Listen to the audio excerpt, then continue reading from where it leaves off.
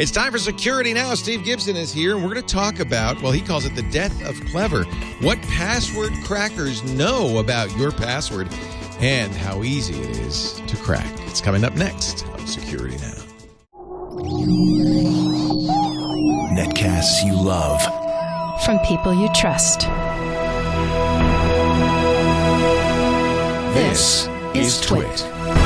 Audio bandwidth for Security Now is provided by the new Winamp for Android, featuring wireless sync and one-click iTunes import. Now with free daily music downloads and full-length CD listening parties. Download it for free at winamp.com/Android. Video bandwidth for Security Now is provided by CacheFly at CacheFly.com. This is Security Now with Steve Gibson. Episode 366, recorded August 22nd, 2012. The Death of Clever. Security Now is brought to you by Ford. Ford invites tech geeks to join the conversation. Submit ideas and grab your Tech Geek badge at social.ford.com. It's time for Security Now, the show that covers security and all that great stuff with this cat right here, the explainer-in-chief, Mr. Stephen Tiberius Gibson. I gave you a middle name. I watched a fun movie the other day, which had sort of a surprise for me. Sci-fi, of course. Well, not of course, but in this case it was. The Puppet Masters. I don't know that.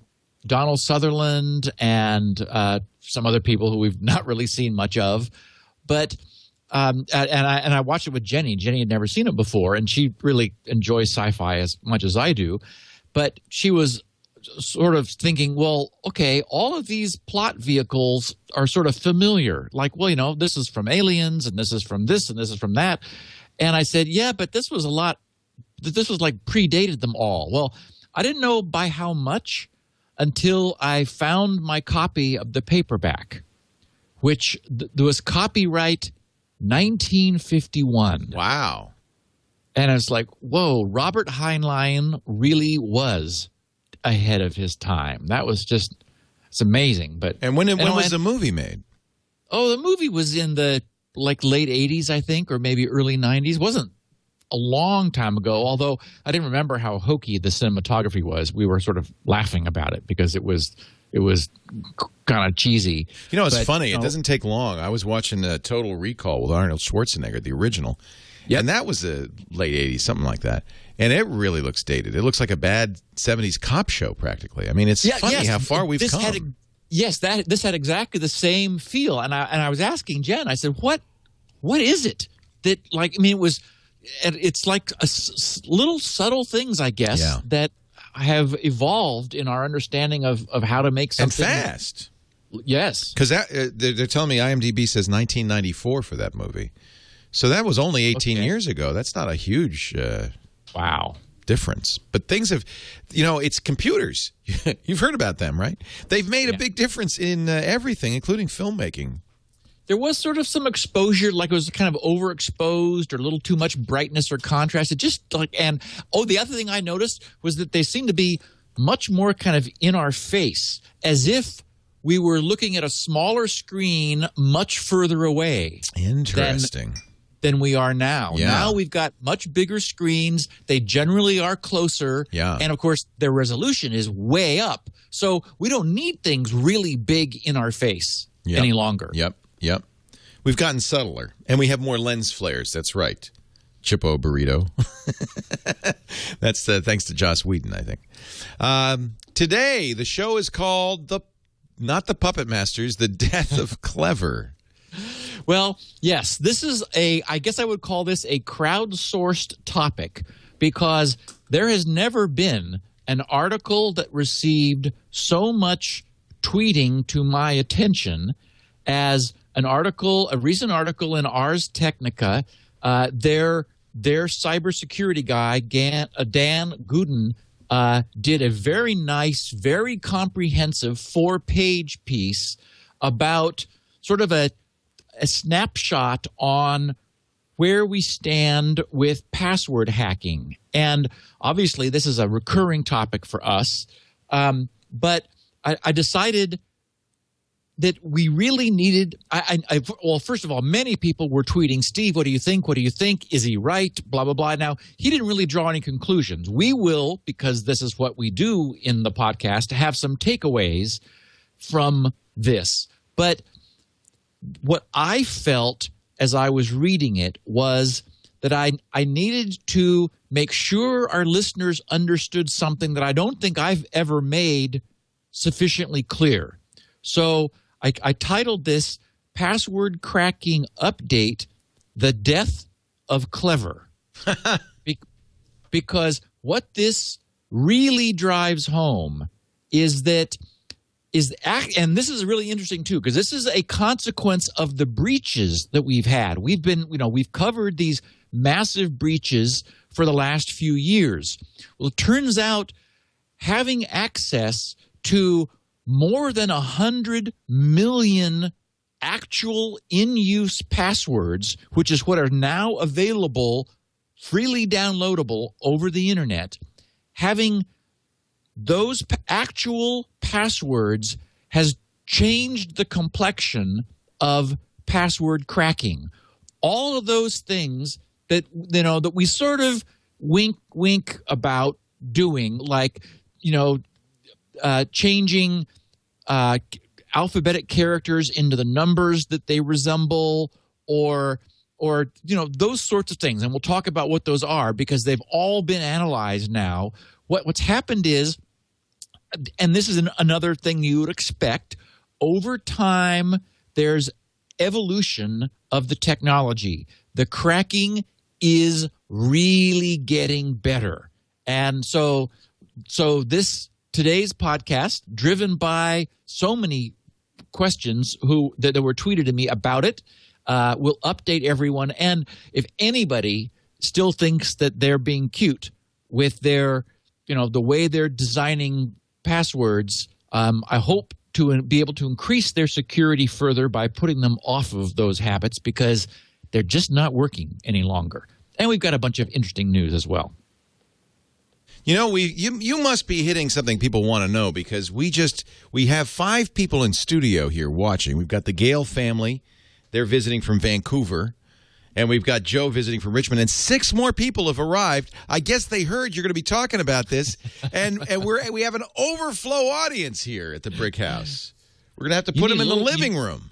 You need stadium seating. Boy, you're turning out to be quite the popular fella, Steve.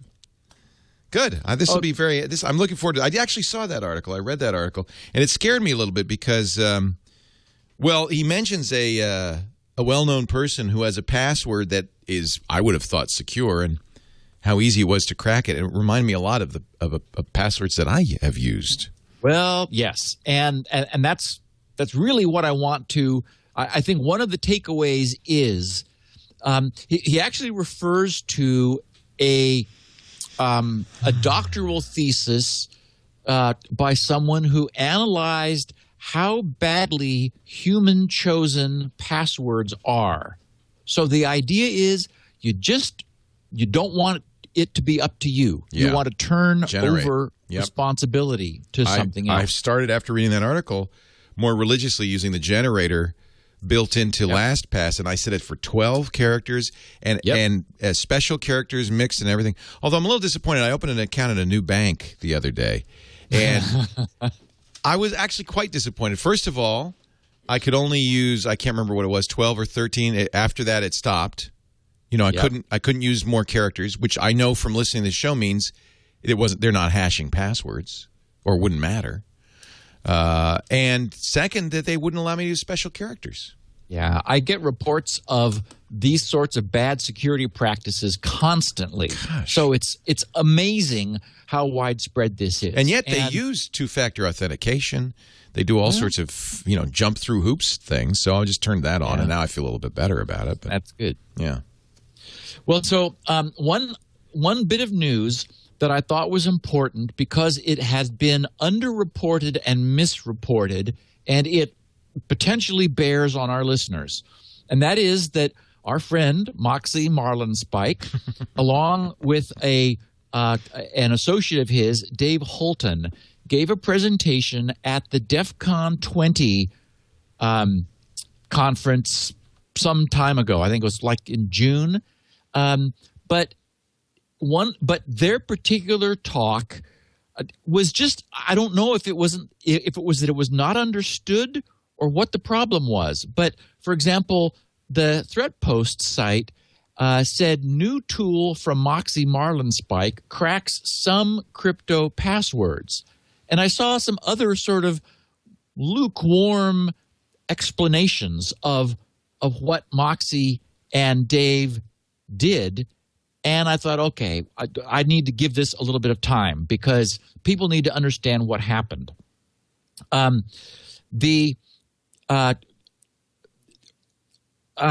they looked at was a long-standing mutual authentication protocol that Microsoft created called CHAP, C-H-A-P, or in Microsoft's version, MS-CHAP, which did have security problems in version 1, which they updated to version 2, and it's made people uncomfortable, but not sufficiently uncomfortable. The reason this is important is that it is still the authentication protocol used in almost all VPNs. Most VPNs are still using the so-called point-to-point tunneling protocol, which we talked about years ago, PPTP. You may remember when we were having fun with that acronym, Leo. Yes, I do. And many enterprise environments are using this for their Radius server authentication in their WPA2 environments.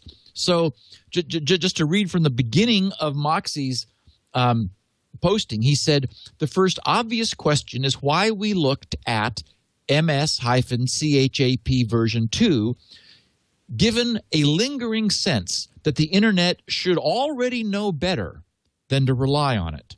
He said, unfortunately, however, even as an aging protocol with some prevalent criticism, it's still used quite pervasively.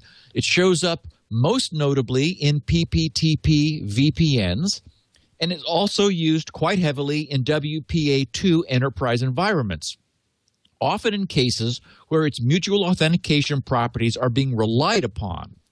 For the talk,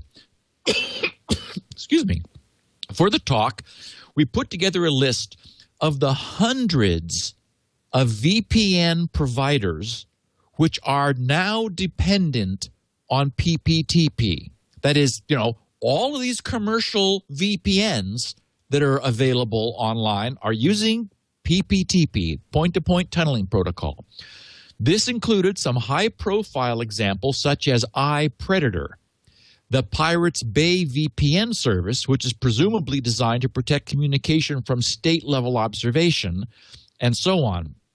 And in the case of the Pirates Bay, they say on their site, right now we only offer PPTP, where this MS-CHAP is the authentication protocol for it.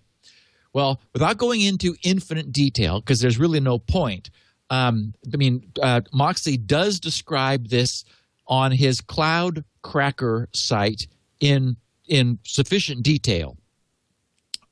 What they essentially did is they carefully analyzed the handshake which the endpoints that are negotiating for mutual authentication go through, and looked carefully at the assumptions and what was known. And they managed to reduce it through a very clever series of analysis down to a total complexity of only 2 to the 56. So that's 56 bits, which is the strength of a single DES encryption. And we all know that DES has long since been determined to be extremely, far from secure enough. Triple DES is what we use now, 3 times, right? Yes. And I had, let's see, I had it, and I'm afraid I closed it. I had the page open to, to his blog site. You want me to? I can link to it. I have your notes. No, I wanted to explain what he's done so that I get everyone's attention here, because this is I found it here. This is significant in essentially in what these guys have done. Because what the way Moxie explained it, he on his page, he breaks down the protocol, shows how they divide this thing in the way the handshaking is going, all the way down to a key space essentially of 2 to the 56, which we know is not strong. So then he says, at this point, a question of feasibility remains. In 1998, the EFF used ASICs, application-specific ICs, to build their deep crack machine, which cost them in 1998 $250,000. And it took an average of 4.5 days to crack a 56-bit DES key. Dave Holton's company, Pico Computing, specializes in building FPGA, field programmable gate array hardware, which is like sort of a modern-day version of an ASIC, but you're able to just load the circuitry into it through software. He specializes in building FPGA hardware for cryptography applications. They were able to build an FPGA box that implemented DES as a real pipeline with one DES operation for each clock cycle. With 40 cores at 450 megahertz, that's 18 billion keys per second that this box, based on basically standard hardware, is able to crack. With 48 field programmable gate array chips, the Pico Computing DES cracking box gives us a worst case of about 23 hours for cracking a DES key and an average case of about a day.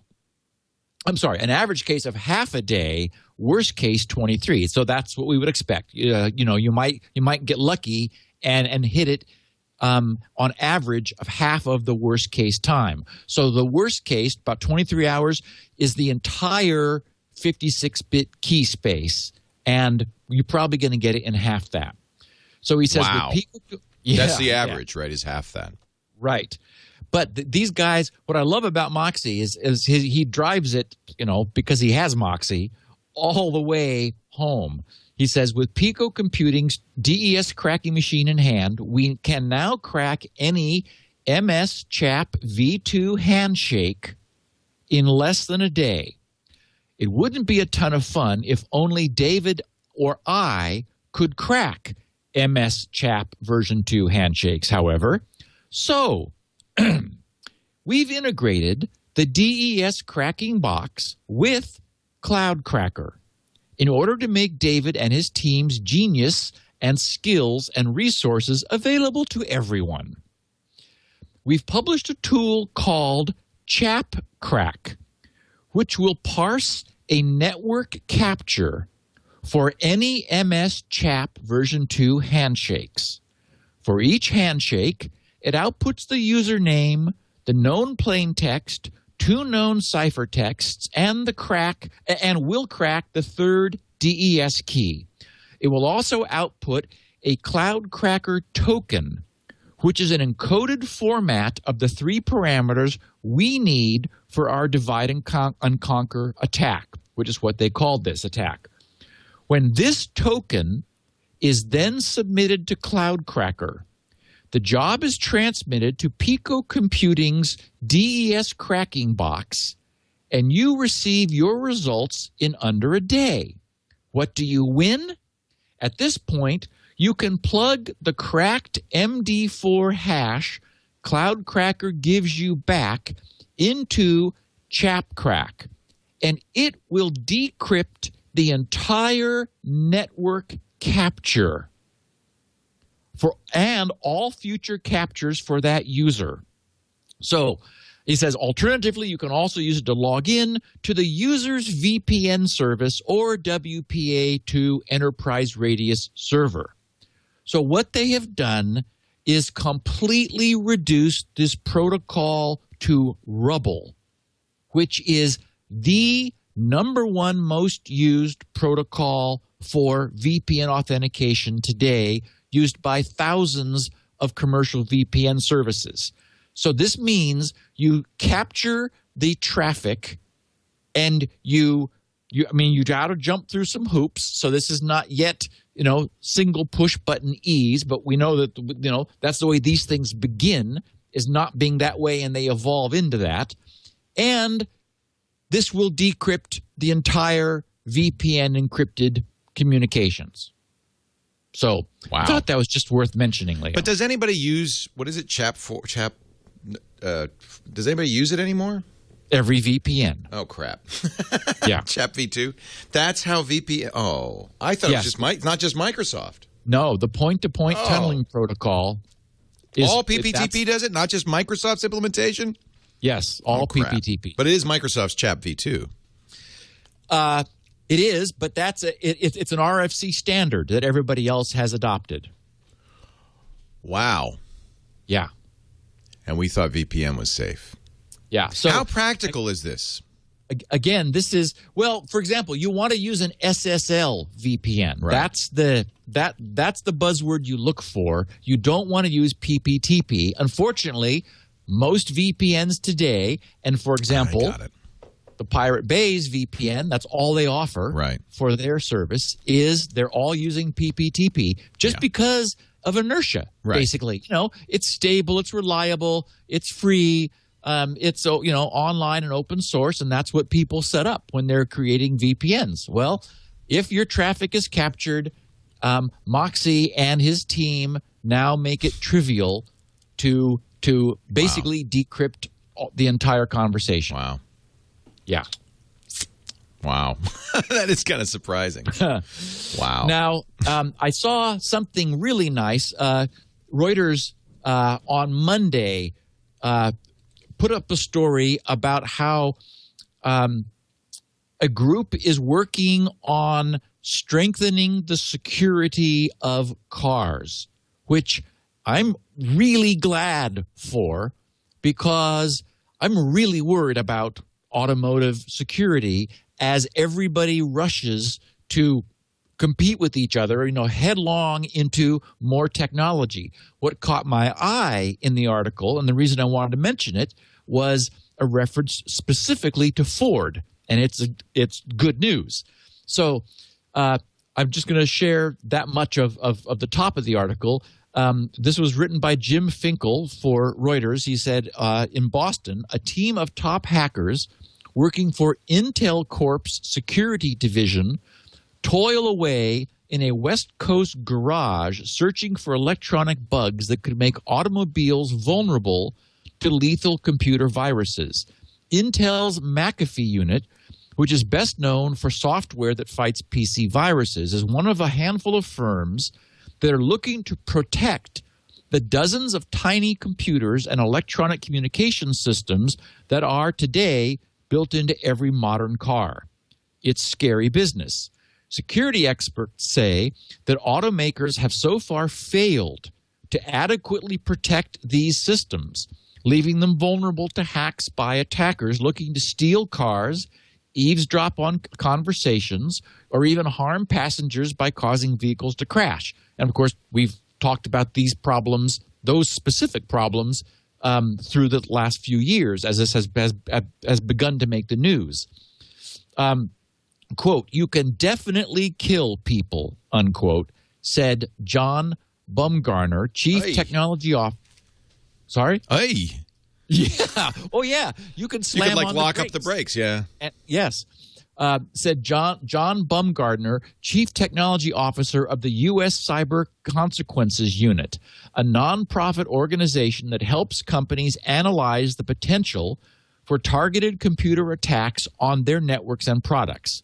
To date, there had been no reports of violent attacks on automobiles using a computer virus, according to SAE International, an association of more than 128,000 technical professionals working in the aerospace and the auto industries. Yet, Ford spokesman Alan Hall said his company had tasked its security engineers with making its sync in-vehicle communications and entertainment system as resistant as possible to attack. Quote, Ford is taking the threat very seriously and investing in security solutions that are built into the product from the outset, he said, which was, frankly, that was good news. It's a relief. No, I know, Alan, and I know this because I've talked to their technologists, as you know, for years, and they have a very clear separation between the in-car computer, the real computer, and the it's not the same computer even. Yeah, there was one instance where an infected CD was played in the CD player that allowed it to get out of the player and into the car's automotive electronics. Not in a Ford. Not in a Ford. I just want to point this out. Not in a Ford. In another company's setup. No, and we've seen all sorts of weird, you could drive by and they can reprogram the car, but that's not in a Ford because they understand this and they very intentionally separate the two systems. Yep, and just to wrap up, it said, and a group of U.S. computer scientists shook the industry in 2010, and we covered it then, with a landmark study that showed viruses could damage cars when they were moving at high speeds. Yep. Their tests were done at a decommissioned airport. And in case the car took off. They weren't pretty. Yeah, no, I remember we did that story. In fact, it was after that I asked the Ford folks. Yep. And they said, "Oh, no, you could no, couldn't happen with us." Yep. And I was just glad to see that Ford and Allen were quoted as saying, "Yes, we're on top of it," because this is something you need to get ahead of and not be, you need to be proactive rather than reactive. And finally, Amazon has a new service that every time I look at the name, it makes me grin. And I'm glad for it because I think it's really interesting. It's called Glacier. What it is? Oh, I like this. Yes, it is. Long-term, I like the logo too. archival. Yes, long-term archival storage for an amazingly low price. The idea is it is glacial in its response. Yes. So, again, quoting from them, they said Amazon Glacier is an extreme – it's aws.amazon.com/glacier, Glacier. Amazon Glacier is an extremely low-cost storage service that provides secure and durable storage for data archiving and backup.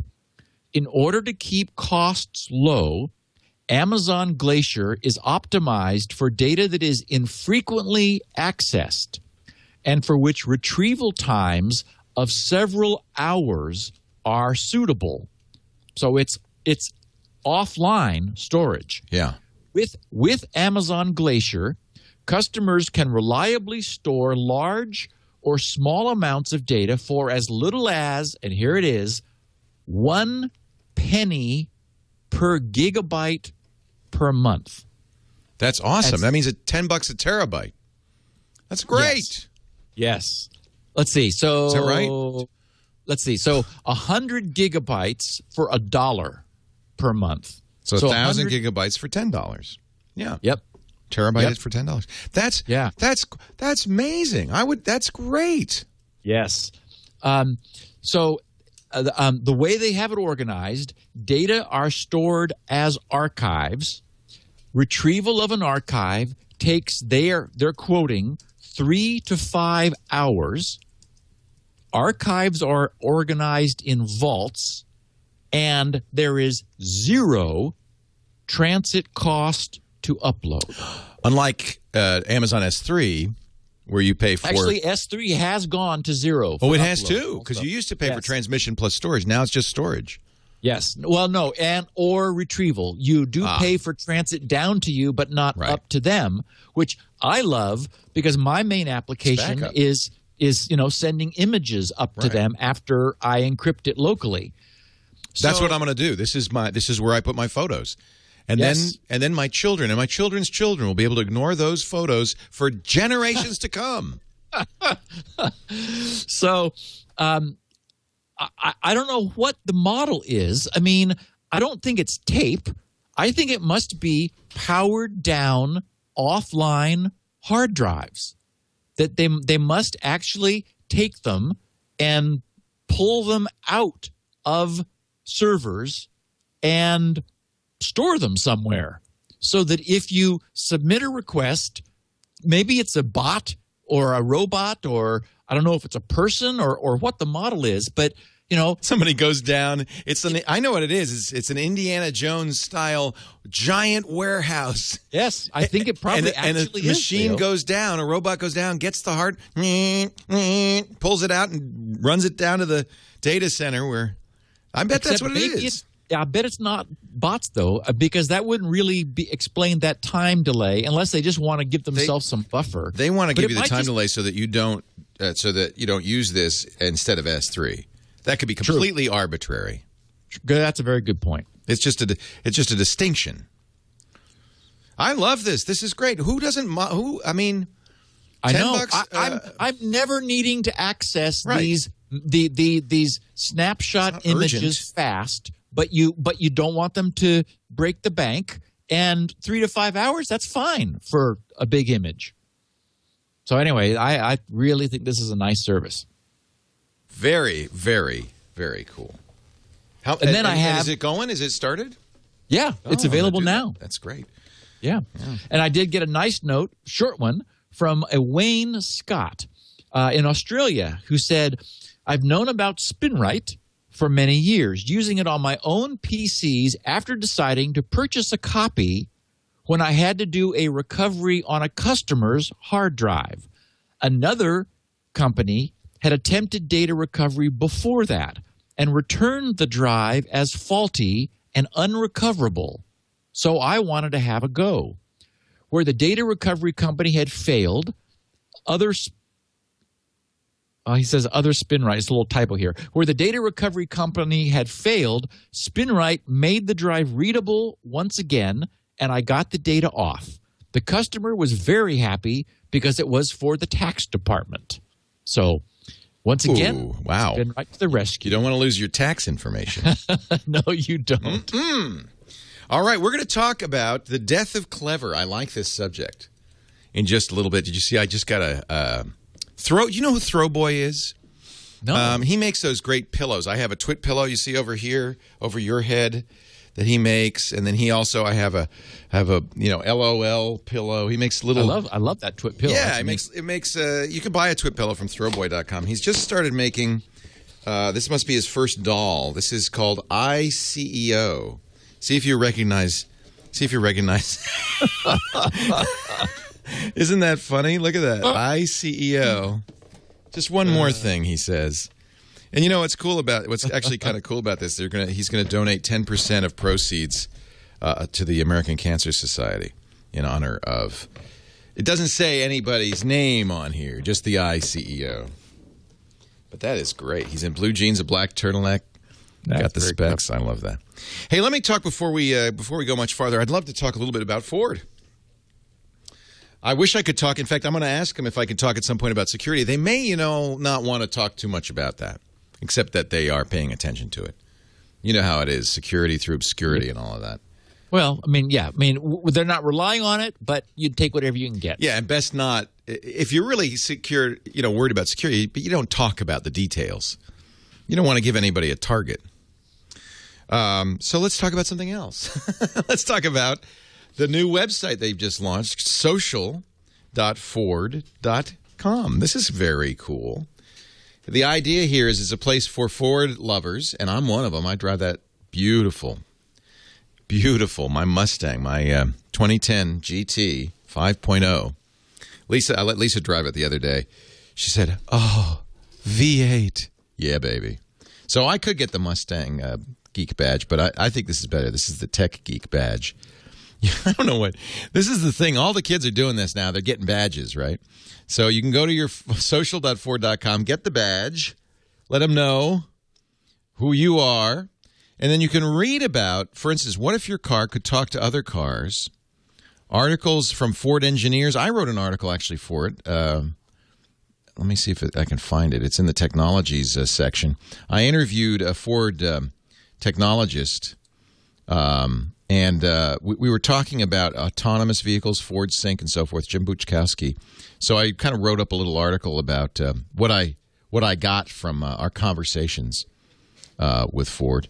But there's a ton of stuff there. There's also a place where you could put your ideas. So if you've been thinking for a long time, there's a better way. I got an idea.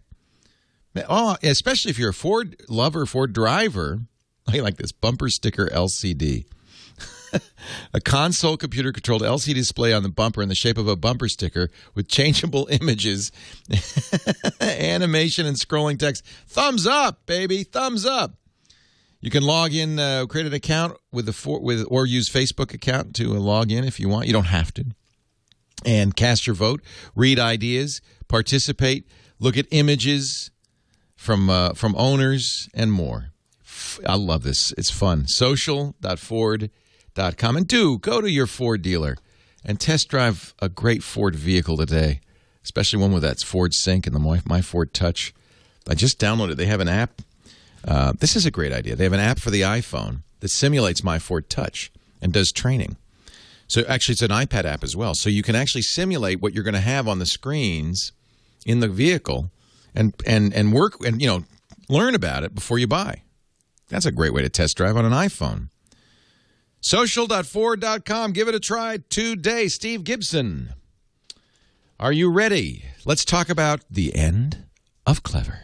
So Dan's article was, or his security blog posting, was Passwords Under Assault. Anyone who wants to read the entire 4-page piece can just Google Passwords Under Assault, and it's the first link that comes up. And he titled it, Why Passwords Have Never Been Weaker and Crackers Have Never Been Stronger, which sort of reminds us of the famous Bruce Schneier quote, where he noted years ago that attacks never get weaker, they only get better. And Dan said, thanks to real-world data, the keys to your digital kingdom are under assault. So essentially, what's happened is there have been consequences. There's evolutionary effects that we would expect. That is, passwords are, very tasty fruit for hackers to try to grab. And unfortunately, websites have proven themselves surprisingly inept at managing user logon credentials. We're routinely actually covering the major breaches in passwords. It was just a couple months ago in June that LinkedIn famously lost control of 6.5 million passwords. What's happened is, as a consequence of those and other breaches, there was another major gaming site that lost, I think it was 32 million of their user passwords all at once. And so what's happened is it's moved the hacker's understanding of what passwords people are using from theoretical, like, the planets of the Klingon universe, to the actual. And, we've learned weird things like monkey is used unusually often, Leo. It's so embarrassing because it, in fact, was my default password many years ago. But, how obscure is that? But the point is that for some bizarre reason, lots of people chose the word monkey. Yeah. Well, nobody would guess that. Wow. So it's only by doing statistical analysis of actual password databases that these sorts of things come out. Another thing that is often occurring is that people capitalize words instead of them being like all uppercase or all lowercase. They tend to, first character is capital, then the rest of them are lowercase. Many times people create passwords which are a word followed by 4 numbers, like, their date of birth, for example, or, 1492, something that is memorable to them, but they think, oh, this is, but clever. That's what you're talking about with password haystacks. That's padding. That's not a bad thing as long as it's not guessable, right? Well, okay. So the problem with patterns, which are like the idea of 8 characters, where the first one is uppercase and the other ones are lowercase, and then, for example, a 4-digit number. If you made it 5 digits, that is, if you broke the pattern, then you get security. If you don't, what analysis of databases have shown hackers is that they're in the same way that for some bizarre reason the password monkey gets chosen way more often than randomly. People are using 8-character alphabetic words followed by 4-character numbers. I mean, exactly that pattern. And so what happens is if that's known or even just believed, that is, if it's tried for, then it completely changes the math. For example, say that you didn't know what a 12-character password was, and that it could use the full alphabet and special characters and numbers. Well, any one character, as we've talked about many times, could have like approximately 96 different possibilities. So 12 of those would be 96 to the power of 12. Since it's 96 for the first character, 96 for the second character, 96 for the third. But we also know that really only applies if the 12 characters are really random. They could be anything.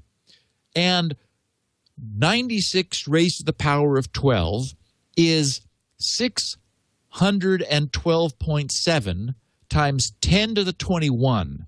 Huge number. That's 612,700 billion possibilities for 12 characters.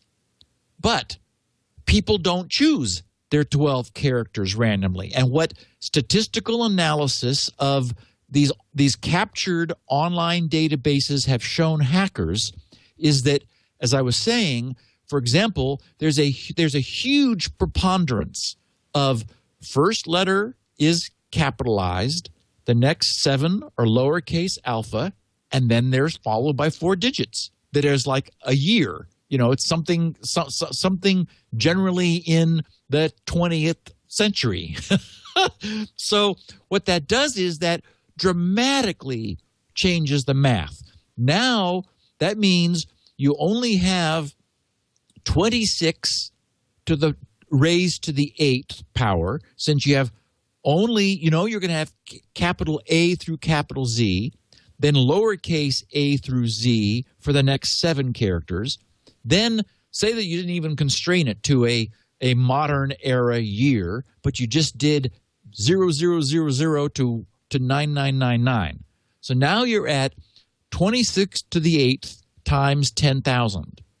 Well, that's only 2.08 million possibilities compared to 612,700 billion possibilities. So the point is that by what hackers have done is by analyzing the actual databases of captured passwords, they have found all of these tendencies. It's absolutely no longer the case that we can do anything clever. We cannot use like princess, where we change the S's into dollar signs. They got that. You can't use Pratt. Sorry, Leo. You can't use turn your E's into threes. They got that too. I mean, all of the kinds of things that people typically do, thinking that they're being clever, trying to sort of essentially we're trying to compromise. We're trying to come up with something that's sort of ours and that we think is nobody else is going to do. Well, what happened? Surprisingly, because we're all human and we have similar experience, we're generally doing the same things. It turns out, when you statistically look at 100 million passwords, there aren't that many possible things that people can do that meet these criteria. And of course, there's certainly some communication among people. Not everyone is coming up with these things on their own. They're talking to their friends about, what do you do? How do you make passwords? And so they share some of their ideas. The site was rockyou.com, which in 2009, through a SQL injection attack, lost their 32 million plain text passwords, which all went into this huge 100 million plus hopper for statistical analysis. So the other thing that has happened is, and this is the evolutionary part, not only are hackers really focusing on this, but as we know, there's been huge movement in technology over time. We've talked about how GPUs, the graphic processing units that are now powering our graphics cards in order to give us the 3D realism and high frame rate performance that we want for gaming, those can be repurposed to create essentially cryptographic pipelines which are able to run cryptographic algorithms at very high speed. One of the takeaways from all of this is that hashing was never the right thing to do. Hashing was better than leaving things in plain text, certainly. But hashes were designed, as we have said before, for speed. They were designed to be efficient. But efficiency is exactly what you don't want in password security, because it allows brute forcing to run at tens of millions of guesses per second. So while it's certainly better that sites have been hashing their passwords than not, it turns out that we no longer should consider that very useful. Certainly not if they are unsalted hashes. The LinkedIn breach that we talked about in June, where 6.5 million passwords were lost. To give you some sense for this, for what this really means in the real world, independent security researcher Jeremy Gosney took the LinkedIn, the leaked LinkedIn unsalted but hashed, it was hashed with SHA-1 database. He applied it against his 500 million strong word list of common words using a block of GPUs, which are able to make 15.5 billion guesses per second. This is not the NSA. This is some guy in his bedroom who can do 15.5 billion guesses per second. Against LinkedIn's 6.5 million passwords, he cracked the first 20% in 30 seconds. He had 1 out of every 5 cracked of that 6.5 million passwords cracked in 30 seconds. The next 33% took 2 hours. So in 2 hours and 30 seconds, he had 53% of them cracked. It began to slow down exponentially so that after a day, 24 hours, he was at 64% of the 6.5 million passwords cracked. And after 5 days, he had an additional 24%. So, I mean, we're not talking long-term protection here if a database gets loose, even if it is salted. That's no longer the case. The other interesting thing to Google is a new open source free GPU-based cracking facility called Hashcat. You should bring it up on screen, Leo. Hash and then space cat, Hashcat, so-called calls itself Advanced Password Recovery. It's the first result in Google, and it's just hashcat.net also. And it says, download the latest version. The requirements are, for NVIDIA users, you need to have their Forceware version 290.40 or later. For AMD users, you need to have Catalyst 12.4 or later. And it looks, like a very nice professional piece of work. Under features, they claim the world's fastest MD5 crypt, PHPass, MS Cache 2, and WPA2 cracker. The world's first and only GPU rule-based engine. Its multi-GPU support can run 16 graphics processing units in parallel. Has native binaries for both Linux and Windows. Low resource utilization. You can still watch movies or play games while cracking in the background. Isn't that convenient? There's plenty of CPUs to spare. Absolutely. Focuses on highly iterated modern hashes. Uses dictionary-based attacks. So you can even pause it and resume it while cracking. So it has all the features of a modern password cracking system. Can read words from a file, so you can have dictionaries, can read them from standard in. It has an integrated thermal watchdog, just in case you overheat your system by running too many hashes. Nicely done. Nicely done.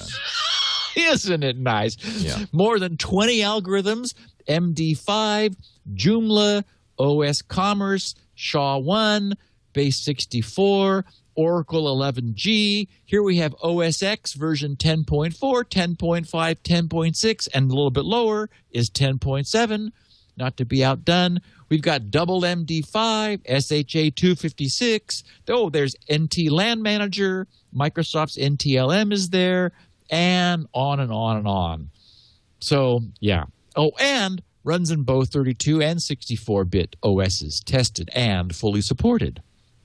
And free. Did I mention that? Free. Yes, free. Free. So you no longer need to be a GPU programming guru. And of course, this is the same pattern that we see over and over and over. Remember when Firesheep was released, which allowed anyone to download this add-on for Firefox, wander over to Starbucks, and people's pictures and logon credentials started popping onto the screen. What we're seeing is the standard evolution that in password cracking technology that once truly was rocket science. Now it's turnkey. It's not quite where Moxie is with capture packets through the ether, dump it into his cloud crack, and he'll handle all that for you. But somebody who is interested in playing with this no longer needs to write a lot of code or understand it. There are videos on that site how-tos, forums, and an offer to download the latest version into your GPU, and you too can start cracking like crazy. And of course, those forums will have links to the 100 million plus password databases and 500 million word lists and so forth. So, I mean, this really has gone exponential in terms of the fun that people are having and how easy it is. Nice way to put it. To get It's fun. to get into the password cracking business. So, looking at these lists, the essentially no one is any longer believing that people's passwords are truly maximum entropy random. What this says is, it is, as you said earlier, Leo, using a last pass generated long, absolutely unmemorizable password is the best thing you can do. Now, my haystacks notion was a compromise. Admittedly, it was the recognition that in the face of brute forcing, length trumps complexity, because if you're off by one character, you get no result whatsoever. It's got to be an exact match. So close doesn't count. So the idea was the password haystacks idea was to get you something long if you couldn't use LastPass, or you, for whatever reason, you didn't want to, you needed something memorable that would not be quickly crackable. That's the problem, memorable, and that's where we get this complication, right? Yes. And now, it is still the case, and I think on maybe the last page of Dan's 4-page piece, he shows a very interesting chart, which you should put on the screen if you can find it there, Leo, yes, where it goes exponential. There is still the so-called password cracking wall, which means if none of these dictionary attacks work, if your password isn't a normal word where the E's are changed into 3s, or 3 exclamation points are added to the end, or if it's not something where you have been clever, but in fact it is not, the password you're using doesn't fail in any of those ways, and you have to assume now clever is broken. Clever is no longer good enough. If it doesn't match that, then you're back to brute forcing. So, and boy, does it go up after 7 characters of true randomness. It gets impossible. And it doesn't matter if you use a GPU or if you use cloud cracking or anything. So to put a number on it, there's a picture shown of a homebrew $12,000 machine containing 8 AMD Radeon HD 7970 GPU cards running Hashcat. It requires 12 hours to brute force the entire 8-character password key space. Of random numbers, random letters. Now remember that the what I said at the very top of the password haystacks page was, if every single one is tested, sooner or later they will get yours. Right. So this thing for $12,000, 8 AMD Radeon GPU cards running Hashcat, takes 12 hours to test every possible 8-character password. That's upper and lower digits and symbols. Yes, but now remember, you add 1 character to that, and it's 96 times longer. 1 more character, 96 times again. 1 more character, 96 times again. So that's why this thing still exponentiates. It goes straight up. Right. Because if you really have very high entropy, if you have not if your password hasn't crumbled because you did something that you thought was clever. Oh, another one that is mentioned here I thought was interesting was that apparently, again, lots of people think, oh, I'm being tricky. No one's going to think of this, is to spell a word forwards and then concatenate that word backwards. Whoops. They know about that too. So they will. That's not that tricky. And really, it shouldn't be the death of clever. Just the death of kind of clever, or maybe clever, or you think you're clever. Yeah, I just don't think you can be clever enough. That's the problem. Yeah, random is better than clever. What has been learned is that we're just not very good at coming up with something really clever. I mean, the classic was transposing the keys on the keyboard. Yeah, they know about that too. There are dictionaries of all the words shifted one up and over to the left, or one down and over to the right, and so forth. All of that. So the idea is that what we as users need to appreciate is that this day and age, this is the low-hanging fruit. The hackers are just having a ball, literally spending their time thinking, okay, they'll look at a password that was captured and think, that looks random. Where did that come from? And they'll realize, oh, look, that's shifted down and to the right from a normal word in the English language. So they add that strategy to their cracking library, and suddenly all passwords of that form fall to the addition of that strategy. And this is only going to get better in the future. So if you haven't yet switched to something that will not fall to this kind of attack, the sooner you do, the better. Wow. And one other piece of analysis showed that the typical web user is they're logging on to I'm trying to find the number here. I just saw it. It's like 26 different sites, but only using 6.5 on average, that is between 6 and 7 different passwords. So it is still the case that we're seeing cross-site. Oh, it's 25. It's 25 separate accounts, but uses between 6 and 7 passwords for protection. So there is still a substantial amount of password reuse going on. And, we know why that's not safe. Because if a site like LinkedIn with its 6.5 million passwords and associated email addresses, if those passwords get cracked, and they, 90% of them have been now after a couple months, and you use the same credential elsewhere, then you're very vulnerable to impersonation, which is, of course, all of what this is supposed to be protecting us from. So the argument is that, yes, over time we are moving to multi-factor authentication. But unfortunately, there's, today, in this day and age, we're still being forced to authenticate with passwords.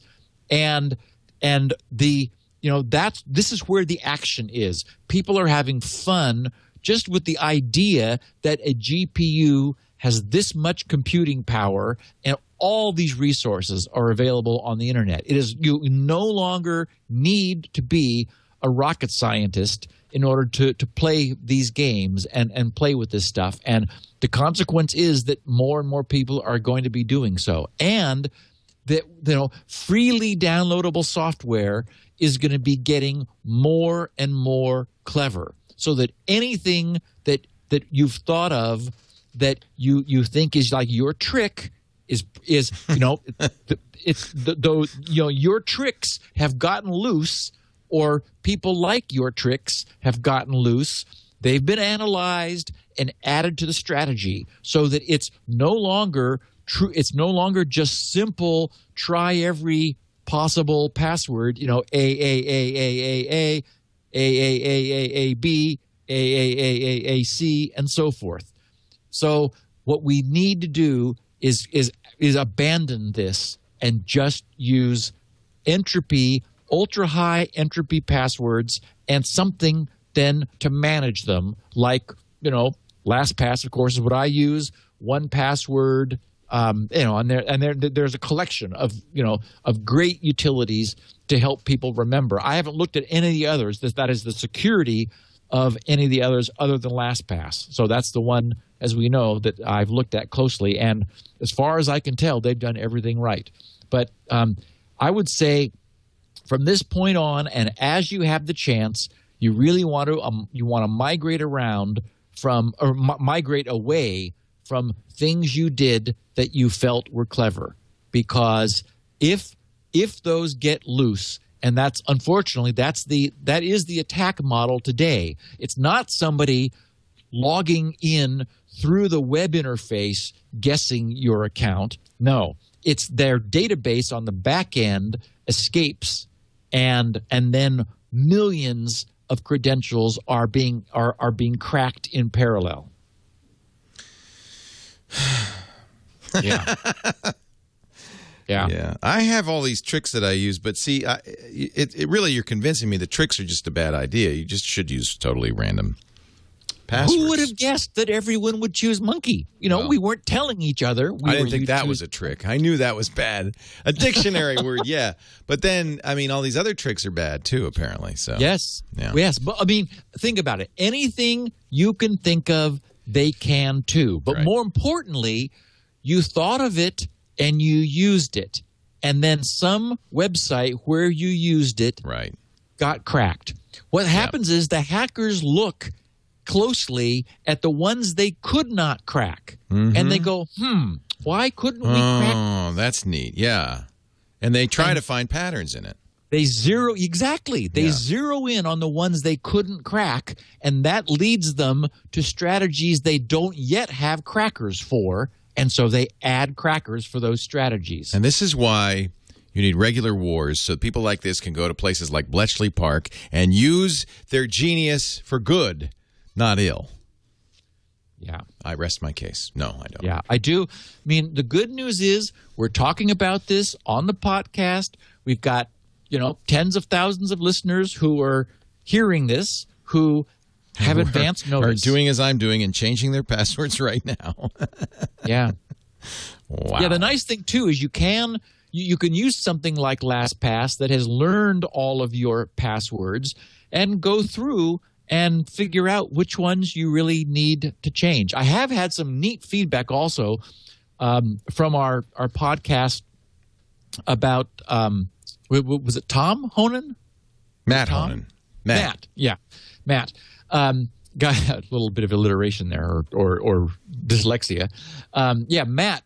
Many people were focusing their password recovery in the same way that he was. And so I've had a lot of feedback from people who said, hey, thanks for explaining that. I was doing the same thing. I've broken my accounts apart now so that they're no longer chaining in the same way that Matt was. So that's good too. I'm glad that we're able to help people. LastPass has a password security audit feature. I'm seeing Jesse tells me in the chat room. I didn't know I that. thought it did, and I yes. So try that. It finds duplicate passwords, I think, is mostly what it does, but but that's good too, because we know that we don't want to have unique reuse. Is good. Yep. Yeah. Well, I'm more and more using that generate from LastPass to generate passwords. It seems to, I do too. I resisted it at first because it's like, that looks nasty. like total noise. Yeah. But that's the point. Yeah. You want something that looks like noise, and trust LastPass to remember it for you. Mr. Steve Gibson is the man at grc.com. That's where you can find Spinrite, his bread and butter, and the world's best hard drive maintenance and recovery utility, Spinrite at grc.com. He's got a lot of freebies there too, though, including lots of information on passwords and security of all kinds of freebies. It's grc.com. That's where you'll find the most compact versions of this show. There's a 16 kilobit audio version Steve's makes available, and also transcriptions, which are even more compact. We do the big fat ones, the audio and the video at twit.tv/SN. And, of course, the best way to get it is to subscribe so you don't miss an episode. You can watch live, and I think it's fun to watch live. I talk with the chat room while we're doing the show and fill them in. For instance, somebody said, well, is OpenVPN safe given this Chap v2 crack? And, of course, yes, it is. Because it's an SSL VPN. Yeah, so that's a good news. Yep. So if you want to watch live, we do at 11 a.m. Pacific, 2 p.m. Eastern Time, 1800 UTC on twit.tv every Wednesday. We are going to move you, Steve, just a heads up. If Apple does its announcement September 12th, that's a Wednesday. Okay. But we don't know yet because they haven't sent out invites. Will I swap with Mac Break Weekly? Yeah, we'll just swap you to Tuesday at 11 a.m. But we probably won't know that till September 5th because Apple doesn't like to tell anybody ahead of time. Although I did see, you're right, I saw that a number of, retail staffs had been put on Verizon. Yeah. Right.